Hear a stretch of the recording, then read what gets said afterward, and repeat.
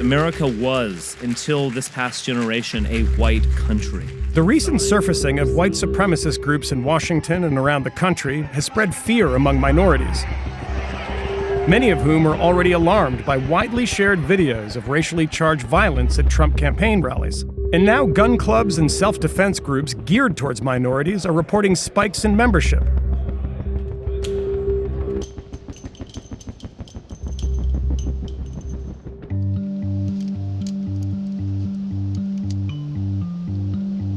It's one thing shooting at the range, but while you're shooting it, I'm thinking about like, what if I actually had to pull this thing out? Am I gonna be ready?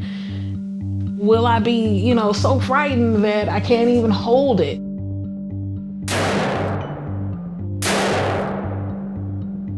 Pamela Henry bought a gun 2 weeks after the election and joined the National African American Gun Association. Hey, Mom. Pamela is an educator and a mother of 2 boys living in the suburbs of Atlanta, Georgia. Her family watched as Trump's rise coincided with increased visibility for white nationalist and alt-right figures. Excuse me. Oh, you're done. What did you do? Adverbs, like you said. How about some adjectives and adverbs? You live in such a nice place. What do you need firearms for? It's as if hateful people have been given like the go-ahead to go, all right, guys, you don't have to hide behind that mask anymore. Let's let it out. We had talked about getting a firearm before, just for home safety. After the election, we thought, let's not take any chances, and at least we can defend ourselves. Many Black people, Hispanic people, my Muslim friends, we're just hurt, beyond measure and frightened, and our brains were going to all the extremes as to, what could happen. It is a .357 Magnum made by Ruger. Pamela hides the revolver under her bed, hoping she'll never have to use it. Do you think there are a lot of people of color buying firearms right now for the same sort of politically motivated reason? Yes, either they've already purchased it or they definitely thought about it.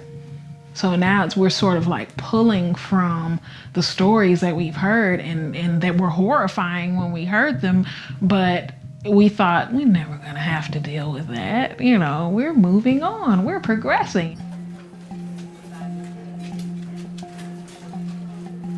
I would love for us to just introduce ourselves. Like, what brought you here? My name is Kia. I got a gun from my father right after the post-Orlando shooting because...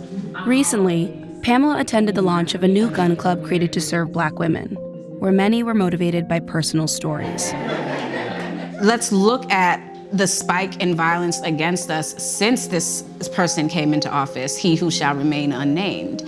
2 of my girlfriends have been attacked. One of my girlfriends in New York City, somebody actually tried to grab her by the pussy on the subway, Another girlfriend of mine, good Muslimah girl, love her. Someone snatched her hijab off in the middle of just like shopping at Walmart. You think these are things that you hear on the news. This is actually happening to us. Georgia is one of 5 states without a hate crime law, and federal data measuring hate crimes in 2016 has yet to be released. Today, Armed Empress's founder, Ty Shaw, says that while the election made many anxious, African Americans have been keenly aware of race-based violence long before Trump came into office. They say because of this political climate, they feel more inclined, or there's more of a sense of urgency. I would say I agree and disagree with that. Because there's a place where being Black, period, whether you're a Black man or woman in America, if it takes until 2017 to wake you up and think and remind you that your self-defense should be a priority, that's amazing to me. White Americans are still more than twice as likely to own guns than African Americans. But since the election, some gun groups have noticed a marked increase in membership. The National African American Gun Association had been getting an average of 700 members a month in 2016. Then, in the 2 weeks after the election, their membership jumped by 1,000. The group's president said it was an unprecedented spike. What has happened in this most recent election cycle that's made people of color think, I need to be armed? I can tell you without question, fringe groups 12 months ago or 24 months ago are now the mainstream. We see groups that typically you wouldn't hear from or kind of in the shadows. They are now in the forefront. In some cases, they're in the White House. Do you worry at all that people sort of all become afraid and they all arm up, that there's sort of an eye for an eye kind of culture to it? I hope not. Based on what I've seen now, no. But obviously if we're not doing our due diligence and making sure that we have the right conversations and the right legislation that's put in place, that could happen. But we can't let our emotions of the day and of the moment kind of carry us away where we're going down a direction, that's going to be very, very violent for everybody. And I think that's not healthy.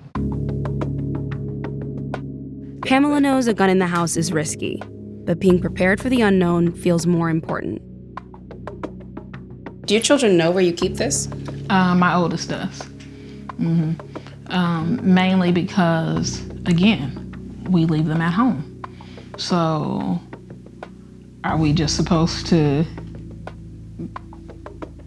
leave them unprotected, Generally, people aren't out to get you. The small percentage of, I think, people that really want to harm you, I think it's small, but the groupthink is so powerful. That's what scares me. It's the seed. At least we can protect our family.